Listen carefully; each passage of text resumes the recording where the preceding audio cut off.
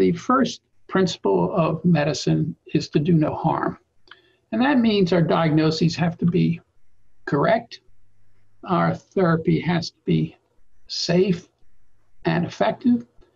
And since we're dealing with neoplasms, if it can't be safe, it cannot be worse than the disease itself. Now, let me start off with first principles. Contrary to the World Health Organization, there is no safe hematocrit in polycythemia vera because the true hematocrit will always be masked by plasma volume expansion. And with the exception of hepatic vein thrombosis in pregnancy, where the hematocrit should be maintained below 35%, a target of less than 45% in a man and less than 42% in a woman is appropriate therapy based on patient symptoms, which may necessitate the hematocrit be lower than that, contrary to what has been expressed continuously in hematologic journals. I need to emphasize with respect to therapy that chemotherapeutic agents are not anticoagulants. And since neither granulocytes or platelets have been implicated in promoting thrombosis in the NPN, they have no role in treating venous thrombosis in these diseases. Hydroxyurea may have a role in treating transient ischemic attacks in polycythemia vera or ET, not responsive to other safer therapies.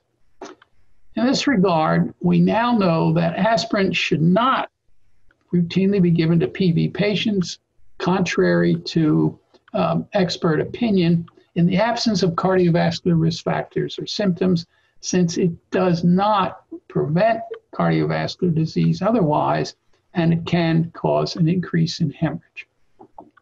Control of splenomegaly is a major therapeutic challenge in polycythemia vera, and targeting the involved stem cells is the only method for controlling this problem, because normal hematopoietic stem cells are resistant to chemotherapy. Only the alpha interferons qualify for this purpose. Of course, stem cell transplantation is the only preventative curative therapy when stem cell failure occurs, but myelofibrosis is not the reason for bone marrow failure. It is a reversible and reactive condition. Older patients are most at risk of therapy-related acute leukemia because they are most at risk of acquiring the deleterious age-related mutations in their stem cells that cause this. Clinical drug trials in PV should be performed in patients who are therapy naive except for phlebotomy. There is only one such trial done in 1981 that has met this criterion. Due to host genetic variation, including age and sex and heredity, each PV patient represents a unique clinical problem, which speaks to the importance of precision medicine. Polycythemia vera is not a monolithic disease.